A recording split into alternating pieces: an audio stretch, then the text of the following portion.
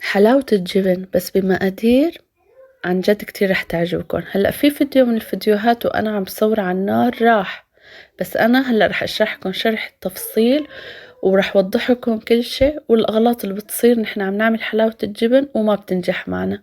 وإن شاء الله تعالى رح تجربوا طريقتي ورح تزبط معكم وتدعوا لي. كملوا معي الفيديو ولا تنسوا الاشتراك بقناتي على اليوتيوب وتفعيل زر الجرس. ويلا نجهز المواد جدا سهلة وبسيطة. بنجيب كاسة ونص مي سخنة، بنكون مسخنينها ومجهزينها، بنطبها بنحطها بالطنجرة وبنحط كاسة السكر، وليدوب السكر بنحط الجبنة الموزاريلا. عبارة الجبنة الموزاريلا عن 600 جرام، ما يعادل 3 كاسات. جبنة حصرا الجبنة الموزاريلا اللي بنرشها على البيتزا اللي ما فيها مي. هلا رح احط لكم صورة بعد هذا الفيديو، صورة الجبنة الموزاريلا. بنحط الجبنة الموزاريلا وبس تبدأ هيك تدوب ننزل كاسة السميد وبنوطي غاز على الوسط، وبننزل كاسة السميد وبنحرك بالتدريج حصرا كرمال ما يكتل معنا السميد. وبعدين بنستنى عليها لمدة 10 دقايق لتطير المي كلها وتعطينا قوام ناعم وحلو.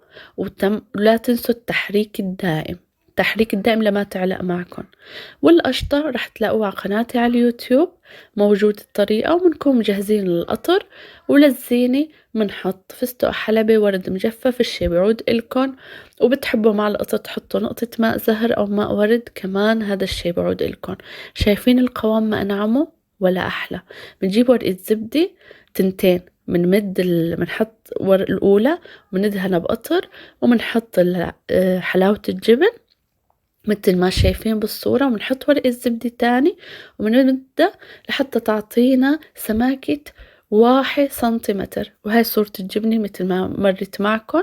وبنعمل رولات وبنحشيها بالقشطة اللي قلتلكن عليها. ولا تنسوا إذا عملتوا كمية كبيرة مثل ما أنا زاد عندي رولين حطيتهم بالفريزر قبل ما يجيكم ضيف بساعتين بتنزلوهم وصحة وهنا.